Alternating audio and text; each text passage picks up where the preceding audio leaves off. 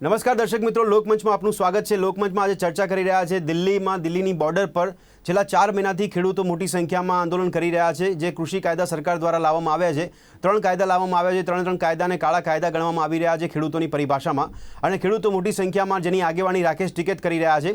આ સંયુક્ત કિસાન મોરચો જે છે એ સમગ્ર દિલ્હીની બોર્ડર ઉપર અત્યારે છેલ્લા 4 મહિનાથી જોવા મળી રહ્યો છે। અત્યારે તેઓ તેમની માંગ કરી રહ્યા છે કે આ 3 કાયદાને પાછા ખેંચવામાં આવે, અને સરકાર પણ અડગ જોવા મળી રહી છે કે આ કાયદા પાછા ન ખેંચવામાં આવે, એટલે કે રદ ન કરવા માટે સરકાર અડગ છે। અને ખેડૂતો પણ છેલ્લા 4 મહિનાથી આંદોલન કરી રહ્યા છે કે ખેડૂતો જે છે કે કૃષિ કાયદાને રદ કરવા માટેની માંગ સાથે આંદોલન કરતા નજરે પડી રહ્યા છે। આપણે જણાવી દઈએ કે ચર્ચા એટલા માટે કરી રહ્યા છે કે આગામી 4મી અને 5મી એપ્રિલે રાકેશ ટિકૈત જેઓ આ ખેડૂત આંદોલનની આગેવાની કરી રહ્યા છે તેઓ ગુજરાતની મુલાકાતે આવવાના છે, અને જેઓ ગુજરાતની મુલાકાતે આવવાના હોય તેના માટે તેમના સહયોગી છે યુધવીરસિંહજી, કે જેઓ ગુજરાતની મુલાકાતે આજે પહોંચ્યા હતા, અને આજે તેમના દ્વારા પત્રકાર પરિષદ કરવામાં આવી હતી અને રાકેશ ટિકૈતના કાર્યક્રમની માહિતી આપવામાં આવી હતી। ત્યારે 4થી 5મી તારીખે રાકેશ ટિકૈત ગુજરાતની મુલાકાતે આવે એવી પત્રકાર પરિષદ કરતાં ગુજરાત પોલીસ દ્વારા યુધવીરસિંહની અટકાયત કરવામાં આવી હતી, અને ત્યારબાદ થોડાક સમય બાદ તેમને છોડવામાં આવ્યા છે।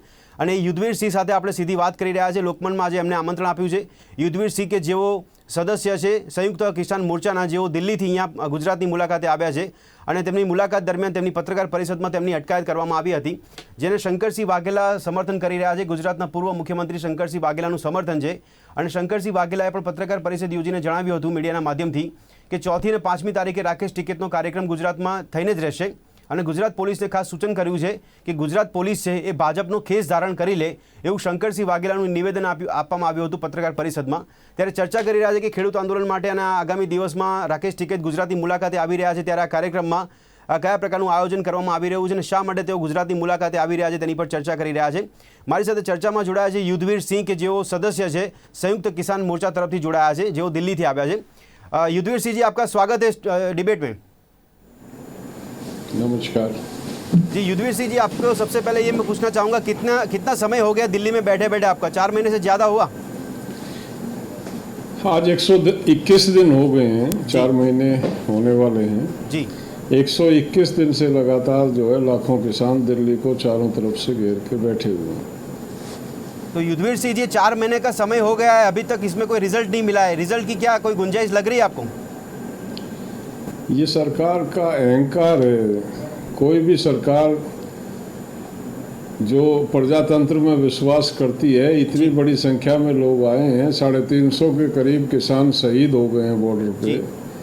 जो सर्दी 1 डिग्री तक वहाँ टेम्परेचर गया, सर्दी में बरसातें हुई, और अधिकांश जो शहीद हुए हैं किसान, वो सर्दी की वजह से खून जम गया, इतनी ज़्यादा सर्दी को सहन नहीं कर पाए। उसके बावजूद करने की बात कर रहे हैं, कमियां हम बता चुके हैं और सरकार मान चुकी है। तो ऐसे कानूनों को जो जनहित में नहीं है, जबरदस्ती क्यों हम पे थोपा जा रहा है, हमारा ये सवाल रहा है हमेशा जी। अच्छा, हमने सरकार को और बताया, हमारे जो कृषि मंत्री हैं उन्होंने पिछले वर्ष में संसद में 7 दफे सवाल उनसे पूछे गए, और 7 दफे उन्होंने कहा कि कृषि राज्य सरकार के अधीन है, राज्य सरकार के कार्य क्षेत्र में आती है, और कृषि मंडी राज्य सरकार के अधीन है। ऐसा बयान मंत्री जी ने संसद में दिया है। जब ये राज्य सरकार के अधीन है तो केंद्र को क्या जरूरत आन पड़ी इन पे कानून बनाने की? सबसे बड़ा प्रश्न चिन्ह तो इन पे ये लगता है। युधवीर सिंह जी, सरकार बोल रही है कि हम किसानों की सरकार है और किसान के हित में ही काम करना चाहते हैं। दो गुनी इनकम जो है वो बढ़ाने की कोशिश में सरकार लगी हुई है, और इसी वजह से इसी आधार पर ये 3 कानून लाए गए हैं। फिर भी किसान मानने को तैयार नहीं। गृह मंत्री आपके साथ बैठ गए, कृषि मंत्री आपके साथ बैठ गए, फिर भी आप मानने को तैयार नहीं है। अभी वो मनवाना तो एक ही बात चाह रहे हैं कि जो कानून हमने बना दिए उनको मान लो, ये फायदे में है या नुकसान में है ये, और हम ये कह रहे हैं ये कानून हमको खत्म करेंगे। उत्पादन जो आमदनी दुगनी करने की बात है, मैं आपको बता दूं 2022 टारगेट रखा गया था। 2022 तक किसान की आमदनी को दोगुना करने का वायदा सरकार ने किया था। बिल्कुल सही। 2021 चल रहा जी। आमदनी दुगनी तो नहीं हुई, लेकिन प्रति एकड़ 2000 रुपये लागत बढ़ गई जी। ये है इस सरकार का वायदा और वास्तविक हालात। 2000 रुपये प्रति एकड़ लागत बढ़ी है, आमदनी नहीं बढ़ी है कुछ भी। तो कौन सा इनका तरीका है, किस तरीके से ये आमदनी दुगनी करेंगे, उसका रोड मैप आज तक सरकार ने देश और किसान के सामने रखा नहीं है।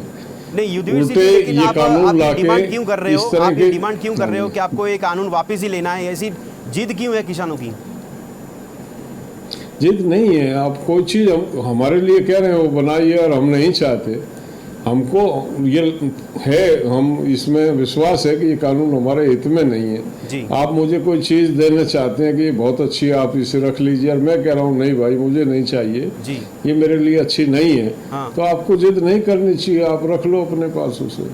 नहीं, पर सरकार भी बिना पूरे सोचे देश का समझे- किसान है। अभी तमिलनाडु का सर्वे हुआ है, 80% किसान तमिलनाडु में हमारे आंदोलन को सपोर्ट कर रहे हैं। सही बात है। प्रधानमंत्री कह रहे हैं उत्तर भारत का आंदोलन है, सर्वे करा के एक एजेंसी ने अभी सर्वे किया, 82% किसान जो है वो हमको समर्थन तमिलनाडु में कर रहे हैं। पर लेकिन सरकार के जो प्रवक्ता है वो तो बता रहे, मीडिया में जा जाकर बता रहे हैं कि ये तो पंजाब और हरियाणा के ही किसान हैं, पूरे देश में से कोई किसान इकट्ठा नहीं हुए हैं। देखिए आपके प्रदेश में इतनी भारी इमरजेंसी होने के बाद, जहाँ बोलने की अभिव्यक्ति नहीं है लोगों को, जहाँ घर से निकलने पे जिसका पता चल जाए आंदोलन में भाग लेने जा रहा है उसके घर के सामने पुलिस जाके बैठ जाती है, उसके बावजूद भी जी। आपके राज्य से बसों में भर भर के किसान गए और महीने महीने उस आंदोलन में रह के आए। जी। ये उत्पीड़न के बावजूद गए हैं इतने किसान, हर प्रांत से किसान आ रहे हैं। ये ठीक है, नज़दीक के राज्य हैं, स्वाभाविक भी है। गुजरात में आंदोलन होगा तो गुजरात और राजस्थान के ज़्यादा लोग आएंगे, महाराष्ट्र के लोग आएंगे, पूरब के लोग कम आएंगे, उत्तर के लोग कम आएंगे। इसी तरह से वो दिल्ली में आंदोलन है तो उत्तर भारत के लोग ज़्यादा, लेकिन ऐसा नहीं है बाकी जगह से लोग नहीं है। कोई राज्य ऐसा नहीं है जिसका प्रतिनिधित्व दिल्ली में ना हो इस आंदोलन में। बिल्कुल। लेकिन युद्धवीर सिंह जी, ये जो दिल्ली में बैठे हुए किसान है वो दूसरे राज्य के किसानों को क्यों इनविटेशन देना चाहते हैं? इससे तो पूरे देश का माहौल बिगड़ेगा ना। अरे किसान की लड़ाई है, किसान की कैटेगरी थोड़ी है दूसरा राज्य और तीसरा राज्य। किसान है देश का। गुजरात में आलू के किसान पे जब कंपनियों ने केस किया तो हमने वहाँ एजिटेशन किया था राजस्थान में कि हमारे भाई हैं गुजरात के किसान, हमारे भाइयों का उत्पीड़न कैसे कोई कंपनी कर देगी। हम इनके बिना, हम जानते नहीं थे उन किसानों को, लेकिन हम खड़े हुए, हमने आवाज बुलंद की थी कि पूरे उत्तर प्रदेश में हम एक बड़ा जन आंदोलन खड़ा कर देंगे और इन कंपनियों और इन सरकारों को जो है वो सबक सिखा देंगे अगर गुजरात के किसान का उत्पीड़न हुआ तो। ये किसान को भी आप अगर राज्य में, प्रदेश में और कैटेगरी में बांटेंगे तो किसान तो निश्चित तौर पर खत्म होगा। अच्छा युद्धवीर सिंह जी, आपको किसने बताया कि गुजरात के किसानों को नजरकैद किया हुआ है, उनको पकड़ के रखा हुआ है, दिल्ली जाने की इजाजत नहीं दी जा रही है? ऐसा रिपोर्ट कहाँ से किसान पे आज देखिए आप, आज मैं आया था, पूरे देश और दुनिया में प्रेस कॉन्फ्रेंस के लिए परमिशन नहीं ली जाती है जी। आज तक आप मीडिया से जुड़े हुए हैं, प्रेस कॉन्फ्रेंस के लिए, ये तो विचार की अभिव्यक्ति है। प्रेस कॉन्फ्रेंस के बीच में पुलिस के अधिकारी आते हैं, पत्रकारों को धक्के मार के बाहर निकालते हैं, लोगों को पकड़ते हैं और उनसे पूछा जाता है ये क्यों आप ऐसा कर रहे हैं, बोला परमिशन नहीं लिए। अब वो अधिकारी से कोई पूछे किस मैनुअल में, किस रूल में लिखा है कि प्रेस कॉन्फ्रेंस के लिए परमिशन लेनी पड़ेगी। ये तो गुजरात की स्थिति हम तो सुनते थे तो हमें लगता था शायद लोग ज्यादा बढ़ा के बता रहे हैं, लेकिन आके आज आभास हुआ कि गुजरात तो अघोषित इमरजेंसी के बीच में जी रहे हैं। गुजरात के लोग तो बोलने से डरते हैं। गुजरात का आदमी जो है इतना भयभीत है इस प्रशासन से कि निश्चित तौर पे हमारे वो नेता राकेश टिकैत बार बार ये कहते रहे कि गुजरात में कैद में है जनतंत्र और उसको मुक्त कराने के लिए देश के किसान को जाना पड़ेगा। ये खबरें हमें मिल रही थी तो ये बात बयान वो दे रहे थे, आज साबित कर दिया प्रशासन ने। ओके, राकेश कि वास्तविकता में यहाँ इमरजेंसी से भी बदतर हालात है। नहीं, राकेश टिकैत के लिए ये बताया जा रहा है कि दिल्ली में जब दंगा हुआ उसके बाद से राकेश टिकैत खुद अब किसान आंदोलन नहीं चला रहे लेकिन राजनीति चला रहे हैं, अपनी खुद की राजनीति कर रहे हैं। ये आरोप हमेशा लगाती हैं ये जो सत्तारूढ़ पार्टियां होती हैं, ये एक साधारण आरोप है। जब ये विपक्ष में थे बीजेपी के लोग तो कांग्रेस इनके लिए ऐसा बोलती थी और अब ये सत्ता पक्ष में है बीजेपी के लोग तो ये आरोप अब ये कहते हैं कांग्रेस करा रही है या दूसरी पार्टी करा रही है। ये साधारण बात है, हम इनके हैबिचुअल हो चुके हैं। हम पे ये आरोप बड़ा सिंपल है, कोई भी लगा देता। किसकी राजनीति करा रहे हैं तो राजनीति से हम? अपने किसान, हमने ना मुद्दे बदले हैं, ना कोई ऐड किया है, ना हम कहीं वोट की बात कर रहे हैं। हमारा ये कहना है जो हम पे जुल्म करेगा, जो हम पे अन्याय और अत्याचार करेगा, जो किसान के हित की अनदेखी करेगा, हम उसका विरोध करेंगे। अच्छा, इन्होंने किया, इनका विरोध कर रहे हैं। उससे पहले जब कांग्रेस सत्ता में थी, इन्हीं बिलों को लेके हम कांग्रेस का भी विरोध कर रहे थे। ये बीजेपी के लोग भी हमारे साथ थे। मतलब हम जो विरोध करते थे, ये भी इन्हीं बिलों का विरोध करते थे। कॉन्ट्रैक्ट फार्मिंग का विरोध इन्होंने किया, इन्होंने मंडी एक्ट का विरोध किया 2012 में जब ये पटल पे रखे गए थे, तो इन्हीं के नेताओं ने विरोध किया था। आज क्या हो गया? उस टाइम ये विरोध कर रहे थे, आज इनको ये अच्छे लगने लग गए। पर युद्धवीर सिंह जी, सवाल मेरा ये है कि इनका डबल स्टैंडर्ड है, हमारा डबल स्टैंडर्ड नहीं है। हम कांग्रेस के समय भी लड़ रहे थे और आज भी लड़ रहे हैं, क्योंकि हमें पता था उस टाइम भी ये बिल खराब थे और आज भी ये खराब है। इनके लिए उस टाइम ये खराब थे, आज ये अच्छे हो गए। ये डबल स्टैंडर्ड राजनीतिक दलों का होता है, किसान संगठनों का नहीं होता। पर युद्धवीर सिंह जी, सरकार इतनी कोशिश कर रही है, इतनी बातचीत आपसे हो रही है और सरकार ने संशोधन के लिए भी तैयारी दिखाई है, फिर भी किसान मानने को तैयार क्यों नहीं? इतना बड़ा नुकसान क्या देख रहे हैं किसान? अरे मैं कह रहा हूँ, एक आप कह रहे हैं, आप मुझे कोई चीज देना चाह रहे हैं, मुझे अच्छी नहीं लग रही है, मत दो मुझे।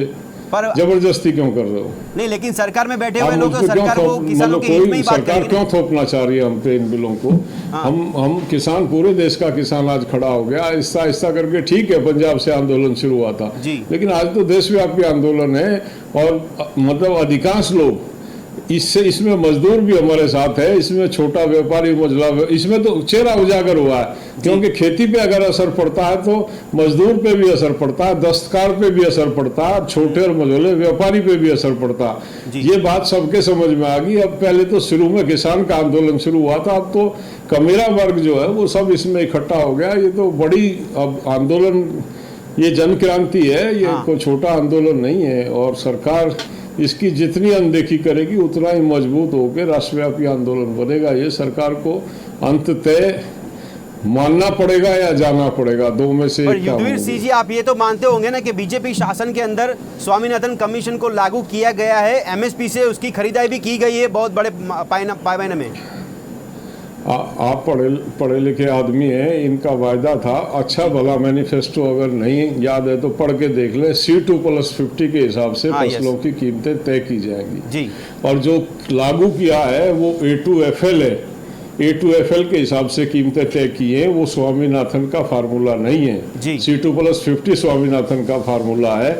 ये अपने वायदे से मुकर गए। इन्होंने एफिडेविट दिया सुप्रीम कोर्ट में कि हम सुन लें, आप मेरा जवाब दे रहा हूँ, C2+50 के हिसाब से हम किसान को कीमतें नहीं दे सकते। ये 2015 फरवरी में सुप्रीम कोर्ट में एफिडेविट दिया है। आप कैसे कह रहे हैं इन्होंने स्वामीनाथन की रिपोर्ट लागू कर दी? खुद सरकार तो एफिडेविट दे के मना कर चुकी है। नहीं, युद्धवीर सिंह जी, मेरा सवाल है कि ये जो स्वामीनाथन कमीशन है वो 2006 का बना हुआ है, वो कांग्रेस ने बनाया था, लेकिन वो खुद लागू नहीं कर पाई, तो कांग्रेस शासन में कुछ हुआ नहीं और ये बीजेपी सरकार तो आपके लिए कानून भी लेके आई, तो आपके हित में ही सोचा होगा ना? आपका बहुत अच्छा सवाल है। कांग्रेस के सरकार में बना 2007 में, उसकी रिपोर्ट आ गई। हम कांग्रेस के टाइम में भी यही मांग कर रहे थे, C2+50 लागू किया जाए।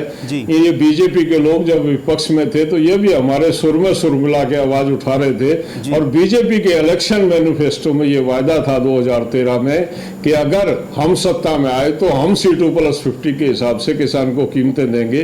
हमने इनकी बात पे विश्वास करके कांग्रेस की सरकार को किसान ने रास्ता बता दिया और सत्ता से बाहर कर दिया। इन लोगों पे भरोसा किया कि ये लोग जो है, जो हमारी बहुत समय से लंबित मांग है उसको पूरा करेंगे, क्योंकि इनका इलेक्शन मैनिफेस्टो में वायदा था।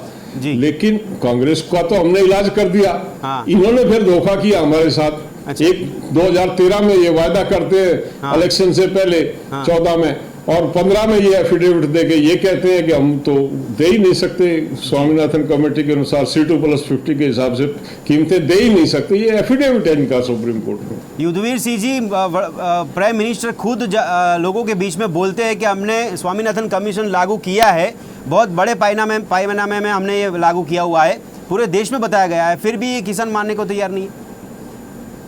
आप मेरी बात को, अब भी मैंने इतना लंबा इस बात पे आपको बता रहा हूँ, आप नहीं समझे क्या? इन्होंने A2FL दिया है, A2FL के हिसाब से कैलकुलेशन किया कॉस्ट का, वो स्वामीनाथन फार्मूला नहीं है, स्वामीनाथन फार्मूला है C2+50। उसके हिसाब से जो आज की कीमतें तय हुई है, और अगर C2+50 से तय की जाए तो 1000 से 800 रुपए का प्रति क्विंटल अंतर आता जी। ये तो समझने की बात है। ये कह रहे हैं, झूठ बोल रहे हैं, गुमराह कर रहे हैं। अच्छा, इन्होंने नहीं लागू किया है कि अगर, और ये माना भी है कृषि मंत्री ने, अभी एक वो चैनल ने इंटरव्यू किया था उसका, कृषि मंत्री ने कहा कि हाँ हमने C2+50 लागू नहीं किया, A2FL से दे रहे हैं। कृषि मंत्री स्वयं मान चुके हैं, अभी 1 महीने पहले उनका इंटरव्यू था उस पे। अच्छा युद्धवीर सिंह जी, अब मेरा सवाल सीधा कानून पे है। ये कानून जो बनाया गया है, इसमें सरकार ने ये बताया कि ओपन मार्केट किसानों को मिल रहा है, तो उसका फायदा किसानों को होने वाला है, और किसान समझते नहीं है। किसान जो है वो विपक्षी पार्टियों के बहकावे में आ गए हैं। ये तो आरोप सभी पार्टियां लगाती हैं। मैंने कहा ये सत्ता में है तो ये लगा रहे हैं, कांग्रेस जब सत्ता में थी तो वो लगाती थी। ये कोई ऐसा नहीं है। ओपन मार्केट थी 2014 में, पहले 1967 से पहले ओपन मार्केट ही थी, और ओपन मार्केट की वजह से किसान बर्बाद हो रहा था। लाल बहादुर शास्त्री जी ने ये सब प्रक्रिया शुरू की थी अपने समय में कि किसान को एक न्यूनतम समर्थन मूल्य की एक जो है तय किया जाए, किसान को कम से कम MSP मिले, ये सुनिश्चित किया जाए। और 67 में ये लागू हुआ देश में। MSP के माध्यम से किसान की खरीद शुरू की सरकार ने। वो PDS सिस्टम के लिए जो प्रोक्योरमेंट थी वो सरकार की शुरुआत हुई उस टाइम पे। तो ये आज का नहीं है। ये ओपन मार्केट के दुष्प्रभावों को देखते हुए MSP को लाया गया था कि किसान को प्रोटेक्शन दी जाए मार्केट में। ये तो पुराने अनुभव थे जिसके वजह से ये लगा था। और हम कुछ नई चीज थोड़ी मांग रहे हैं, और कोई हम MRP नहीं मांग रहे, हम फेयर वो प्रॉफिटेबल प्राइसेस नहीं मांग रहे हैं। हम मिनिमम मांग रहे हैं जो सरकार तय करती है। A2+FL पे तैयार है। C2+50 की मांग तो हमने करनी छोड़ दी। हमने देख लिया कि वो तो मिलने वाला नहीं है, लेकिन जो मिल रहा है वो तो मिल जाए, वो तो सुनिश्चित हो जाए कम से कम। ये डिक्लेयर करते हैं MSP और उस पर खरीद होती नहीं है, किसान धक्के खाता। किसान का मतलब अभी बाजरे का कीमत 2150 रुपए थी, 1300 रुपए मार्केट में आज भी उपलब्ध है बाजरा, ऑफ सीजन में भी। बिल्कुल सीजन के टाइम में तो 1100 रुपए तक था। उस MSP को डिक्लेयर करने का फायदा क्या है, जिस MSP पे किसान की फसलें खरीदी ना जाए। लेकिन तो पंजाब के मुख्यमंत्री सरकार को ये कहा है कि MSP आप जो है MSP है वो मिनिमम है। बिल्कुल। अगर मिनिमम भी किसान को नहीं मिलेगी तो किसान कैसे सरवाइव करेगा? ठीक है। आपने कहीं कैपिंग नहीं की है, ना नीचे आप प्रोटेक्ट कर रहे हैं, ना कंज्यूमर को ऊपर प्रोटेक्ट कर रहे हैं। जो मिडिल मैन है वो अपना खेल खेल रहा है। मेरा गेहूं 1600 रुपए बिकता है, आप आटा 40 रुपए खरीदते हैं। नहीं, पर ये बताया जा रहा है कि पंजाब के किसान ज्यादातर इसलिए है। मेरी दाल 2700 रुपए बिकती है बाजार में, आप उसको 12,000 रुपए खरीदते हैं। 120 रुपए में बिकती है 27 रुपए की दाल जो किसान से जाती है। तो सरकार ने हमेशा अनदेखी की है कि ना किसान को प्रोटेक्ट करती है, ना उपभोक्ता भी मरता। जो कंज्यूमर है वो भी मतलब क्रैश हो रखा है लगातार। एक सिस्टम इस तरह का डेवलप कर दिया कि बीच का बिचौलिया जो व्यापारी और व्यवसायी है, जो पूंजीपति है, वो सारे प्रॉफिट को खा रहा है। उसके खिलाफ भी लड़ाई है। लेकिन यहाँ पे एक सवाल ये बताया जा रहा है कि पंजाब के मुख्यमंत्री अमरिंदर सिंह आपके साथ जुड़े थे, और उन्होंने वहाँ से वो वापस चले गए दिल्ली से, और फिर उन्होंने भी ये किसान आंदोलन को बंद करवाने की कोशिश की थी। देखिए, जो भी सरकार, किसान बेवकूफ़ नहीं है। किसान ना पंजाब के मुख्यमंत्री के साथ है, वहाँ प्रकाश सिंह बादल का भी विरोध है पंजाब में, और कैप्टन अमरिंदर का भी विरोध है, और केंद्र सरकार का भी विरोध है। किसान का शोषण सबने किया। बिल्कुल, हम किसी को नंबर नहीं दे रहे हैं, किसी ने हमको निहाल किया हो। हर आदमी ने हमारा एक्सप्लॉयटेशन, हर पार्टी ने हमारा एक्सप्लॉयटेशन किया, और हम उस शोषण से मुक्ति पाने का ये आंदोलन है। भविष्य में वो परिपाटी नहीं चलेंगी जो पूर्व में चलती रही है। हमारा 4 लाख किसान जो है पिछले 20 साल में 23 साल में सुसाइड कर चुका है कर्जे की वजह से। ये तो सरकार के आंकड़े हैं, वास्तविक आंकड़े इससे भी भयावह हैं और बहुत अधिक है। तो हमको जो है ये देखना पड़ेगा कि किस तरह से इस बात को, किसान को इस दुष्चक्र से बाहर निकालें। उसको लेके लड़ाई है। ये तो किसान की मुक्ति का एक आंदोलन है। और ये थमने वाला नहीं है। किसान नहीं, जाग लेकिन गया। गुजरात में आने की वजह क्या है आपकी? गुजरात के किसानों को आप बहलाना चाहते हो? अरे गुजरात के किसान को मतलब आप किसान नहीं मानते हैं क्या? नहीं, किसान है, लेकिन यहाँ के किसान जो वो है वो हमारे समृद्ध भाई है। हैं, वो किसान है, हम पेशा हैं। हम हमारा एक पेशा है, हमारी एक तरह की समस्याएं हैं। मतलब एक हमारी एक कैटेगरी है, वो भी किसान है, हम भी किसान है। गुजरात और बंगाल और पंजाब और हरियाणा की क्या कैटेगरी है जी। हमारा सबका यही तो है कि हमको क्षेत्र और भाषाओं में बांट के आज तक 70 साल से हमारा उत्पीड़न किया गया। अब हम समझ गए हैं कि हमारा ये क्षेत्रवाद और भाषा के बैरियर तोड़ के हमको एक प्लेटफॉर्म पे लड़ना पड़ेगा। हम इस देश में बहुसंख्यक हैं, 60% से ज्यादा आबादी हमारी है। नहीं, 4 महीनों से और दूसरे फिर राज्य से हमारा किसान क्यों उत्पीड़न नहीं हो आए? रहा। चंद लोग जो हैं वो मौज कर 10 लोगों का, केवल 10 लोगों का जी। 61,000 करोड़ रुपए का एनपीए किया, लोन उनका माफ किया, केवल 10 लोगों का। बिल्कुल। अगर पूरे गुजरात के तमाम गरीब मजदूर और किसान के लोन माफ किए जाते तो भी 61,000 करोड़ रुपया नहीं बनता, लेकिन किसान का नहीं करेंगे जी। एनपीए उनका कर देंगे और उनके नाम नहीं बताते हैं। हाँ, किसका एनपीए किया, वो इनके चहेते हैं जी। उनसे ये इलेक्शन में नहीं, मोटे चंदे लेते हैं। किसान के पास देने को कुछ है नहीं। हाँ। इसलिए किसान तो 50,000 कर्जा ले ले युद्धवीर तो सिंह जी, उसको ये उठा के गुजरात के किसान जो उसमें किसान है, हम बंद कर मानते हैं कि देते हैं। किसान है, लेकिन गुजरात सरकार का बहुत बड़ा दावा है कि गुजरात के किसान तो समृद्ध है, यहाँ पे तो उनको बहुत अच्छे से सरकार सहाय कर रही है। लेकिन मेरा सवाल ये है, आप गुजरात आकर क्या गुजरात का माहौल बिगाड़ने की कोशिश कर रहे हो?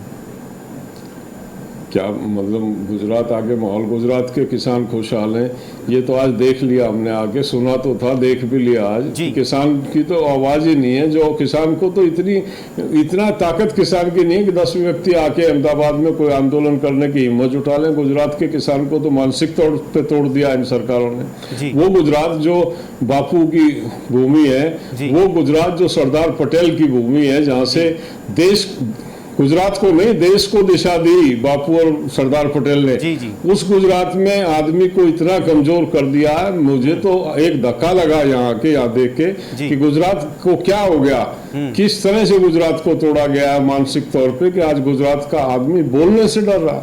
हम माहौल खराब कर रहे हैं। माहौल आप देखें गाँव में जाके, आप अहमदाबाद से निकल जाएं और अहमदाबाद से केवल 5 किलोमीटर दूर जाके देख लें। आप कभी हमारे गाँव आके देख लेना, हमारे गांव में लोगों के रहन सहन और लोगों का सतर देख लेना पंजाब हरियाणा में आके, और गुजरात में देख लें आप क्या किस तरह की स्थिति, उनकी क्या फैसिलिटी है गुजरात के गांव में। एकदम तस्वीर साफ हो जाएगी। विजिट करा लो अपनी टीम से और कंपेयर कर लो। जी, पर यहाँ के गुजरात अभी दिल्ली नहीं पहुंचे हैं, तो इसका मतलब ये हुआ कि आपको पुलिस ने, जो आपकी पुलिस ने धरपकड़ की थी, सवाल ये हो रहा है कि पुलिस भी यहाँ का माहौल न बिगड़े वही सोच के ही काम करी होगी ना, इसलिए आपको बीच में रोका गया। अरे माहौल में मैं कोई तलवार लेके कत्ल करने आया था क्या? मैं तो एक बात करने आया था। मैं माहौल कैसे बिगड़ता? बात करने से माहौल बिगड़ जाता जी। मैं क्या कहने आया था? मतलब हम अपने किसान भाइयों से मिल नहीं सकते गुजरात में, उनकी समस्या सुन नहीं सकते, अपना दुख उनको बताना और उनका दुख सुनना माहौल बिगाड़ना।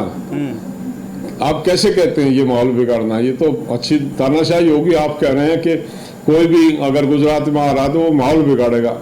अच्छा, इसमें मैंने कौन सी ऐसी बात कर दी जिससे माहौल बिगड़ेगा? हमने कहा ये कानून हमारे हित में नहीं है। यहाँ गुजरात का किसान भी कह रहा है उनके हित में नहीं है, सभी कह रहे हैं, लेकिन उनको दबा इतना रखा कि वो अपनी आवाज को मजबूती से उठा नहीं पा रहा।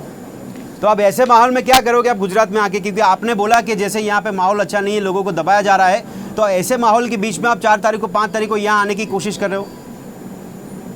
ऐसा जब हम यहाँ आएंगे निश्चित तौर पे हमारे भाइयों को हौसला बढ़ेगा, उनको लगेगा कि देश उनके साथ है, देश का किसान उनके साथ है। वो इस दबाव से मुक्त होंगे और लड़ने की हिम्मत और हौसला उनमें आएगा। लड़ाई तो गुजरात का किसान ही लड़ेगा, हम नहीं लड़ेंगे यहाँ पे, लेकिन उनका मनोबल ऊंचा करने के लिए हम आए। हमारा मकसद ये है कि गुजरात के किसान का मनोबल ऊंचा हो।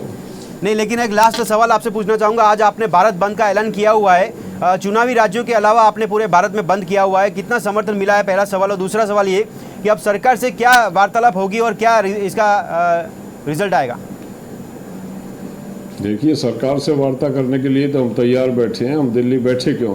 और हमने अनेक बार कहा, प्रधानमंत्री ने कहा कि एक टेलीफोन कॉल की देर है, जब किसान चाहे वो टेलीफोन करके मिल सकते हैं जी। हमने उनको कहा वो नंबर बता दो, कौन से नंबर पे वो टेलीफोन किया जाए, ताकि हम वो नंबर मिला के फ़ोन कर लें। कोई हमें बुला नहीं रहा। पहले भी सरकार ने बुलाया था, अब भी बुला ले। हम ना करें तब सरकार कहे। जब वो बुला ही नहीं रहे हैं हमको, वो नंबर टेलीफोन के माध्यम से बुलाना चाहते हैं तो उसका नंबर दे दें, और टेलीफोन के माध्यम से नहीं बुलाना चाहते, जैसे पहले उन्होंने सूचना देके बुलाया, वो सूचना भेज दें। हम तो तैयार बैठे हैं बात करने के लिए जी। शुरू दिन से हम कह रहे हैं, बुलाए तो सरकार हमें। जी जी जी। नहीं, अभी कोई इनविटेशन है नजदीकी समय में सरकारी? पिछले 2 महीने से सरकार दिल्ली में है ही नहीं, भागी हुई है। हम तो ढूंढ रहे हैं सरकार का ही कहा। जी। अच्छा, अभी भी सरकार नहीं मानी तो क्या आपका कार्यक्रम क्या रहेगा? सरकार अभी भी नहीं मानी, आगे के दिनों में भी नहीं मानेगी सरकार, तो आपका रुख क्या रहेगा? आंदोलन खत्म नहीं होगा। ये आंदोलन शुरू हो गया, ये अब खत्म होने वाला नहीं है। अंततः सरकार को मानना पड़ेगा, यानी सरकार को झुका के रहोगे आप? ये आंदोलन अब शुरू हो गया, किसान ने मन बना लिया आर पार की लड़ाई का। सरकार के किसी भी उत्पीड़न से किसान डरने वाला नहीं है, दबने वाला नहीं है। किसान तो या तो खड़ा नहीं होता, और खड़ा हो जाए तो हटता नहीं है। हम ही किसान हैं और हम ही जवान हैं, हमारे ही बच्चे, हमारे ही भाई सेना पे खड़े हैं, और हम ही इस देश का पेट भरते हैं। दो भूमिका निभाते हैं किसान इस देश में, देश की सुरक्षा और देश के का खाद्यान्न, और दोनों ही महत्वपूर्ण है देश के लिए। इतना महत्वपूर्ण वर्ग अगर किसी चीज को लेके आंदोलित है और उसको सरकार अगर नजरअंदाज करती है तो उस सरकार का भगवान मालिक। ओके, युद्धवीर सिंह जी, यहाँ पे समय खत्म हो रहा है। आप गुजरात में आए और हमसे चर्चा करने के लिए जुड़े, इसलिए आपका बहुत शुक्रिया। नमस्कार। દર્શક મિત્રો, લોકમંચમાં યુદ્ધવીરસિંહ જોડાયા હતા, જેઓ દિલ્હીથી આવ્યા છે ગુજરાતની મુલાકાતે, અને આગામી 4થી 5મી તારીખે રાકેશ ટિકિટ પણ ગુજરાત મુલાકાત આવવાના છે, જેમને પૂર્વ મુખ્યમંત્રી શંકરસિંહ વાઘેલાનું સમર્થન છે। શંકરસિંહ વાઘેલા પણ મીડિયા સમક્ષ કહી ચૂક્યા છે કે તંત્રે જે કરવું એ કરે, પણ 4થી 5મી તારીખે રાકેશ ટિકિટનો આ કાર્યક્રમ છે ગુજરાતમાં થઈને જ રહેશે, એવી પણ ચીમકી આપી છે શંકરસિંહ વાઘેલા દ્વારા। અને યુદ્ધવીરસિંહ પણ જણાવી રહ્યા છે કે જ્યાં સુધી સરકાર નહીં માને ત્યાં સુધી ખેડૂતો દિલ્હીમાં પોતાનો અડ્ડો જમાવીને જ બેસશે અને પોતે આંદોલન ચાલુ જ રાખશે, તેવી પણ એમણે વાત કરી છે। અને આગામી દિવસોમાં હજી પણ કોઈ નક્કી નથી સમય મર્યાદા કે ક્યાં સુધી આંદોલન ચાલશે। જ્યાં સુધી સરકાર નહીં માને ત્યાં સુધી આંદોલન યથાવત રાખીશું, તેવું અત્યારે યુદ્ધવીરસિંહ દ્વારા અમારા ચર્ચામાં કહેવામાં આવ્યું હતું। આ ચર્ચાને સમાપ્ત કરે છે। આ ચર્ચામાં યુદ્ધવીરસિંહે ભાગ લીધો હતો, તેમનો ધન્યવાદ અમે કરી રહ્યા છીએ। ફરી મળીશું લોકમંચમાં એક નવા વિષય પર ચર્ચા કરવા માટે। ત્યાં સુધી રજા આપશો। નમસ્કાર।